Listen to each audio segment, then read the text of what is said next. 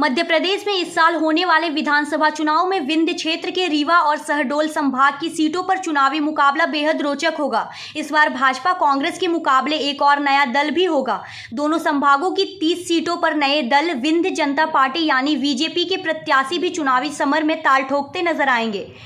विंध्य पुनरोदय और विंध्य प्रदेश के पुनर्गठन की मांग को लेकर आंदोलन चला रहे मैहर विधायक नारायण त्रिपाठी ने अपनी नई पार्टी का ऐलान कर दिया है। यह अटकलें पहले से ही लगाई जा रही थी कि अपने बागी तेवरों के कारण प्रदेश की राजनीति में हमेशा सुर्खियों में रहने वाले नारायण अपनी पार्टी को विधानसभा चुनाव में उतार सकते हैं, लेकिन अब नारायण ने इन अटकलों पर मोहर लगा दी है।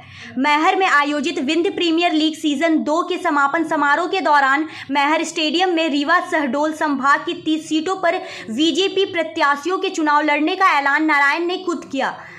अब तक सपा, कांग्रेस और भाजपा से 4 मर्तबा विधायक निर्वाचित हो चुके नारायण ने नेताजी सुभाष चंद्र बोस के "तुम मुझे खून दो मैं तुम्हें आज़ादी दूंगा" नारे की तर्ज पर विंध्य की जनता से विंध्य पुनरोदय के संघर्ष में सहयोग समर्थन का आह्वान करते हुए कहा, "तुम मुझे 30 दो मैं तुम्हें 2024 में विंध्य दूंगा।"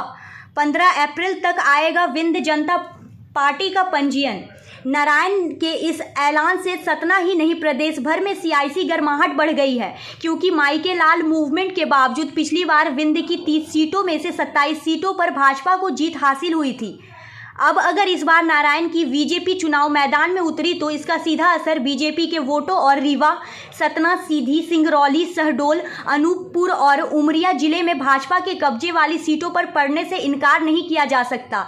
नारायण ने कहा कि उनकी पार्टी विंध्य जनता पार्टी का रजिस्ट्रेशन हो गया है। 15 अप्रैल तक पंजीयन आ जाएगा। इस बार बीजेपी प्रत्याशी भी बीजेपी कांग्रेस के मुकाबले मैदान में होंगे। विंध्य के लोग विंध्य की पार्टी से चुनाव लड़ने का मन बना लें। नारायण बोले, "हम अपना विंध्य लेकर रहेंगे।" नारायण ने कहा, "शुरुआत इन 30 सीटों से होगी और फिर इसका विस्तार उन तमाम जिलों और क्षेत्रों में भी किया जाएगा जो मध्य प्रदेश में विलय के पहले विंध्य प्रदेश का हिस्सा थे। लेकिन उससे पहले हमें अपना यह घर ठीक करना होगा। 7 जिलों की 30 सीटों पर लड़ना और जीतना होगा। हम अपना विंध्य लेकर रहेंगे।" नारायण ने कहा कि सरकार को विंध्य को प्रदेश और मैहर को जिला बनाना पड़ेगा।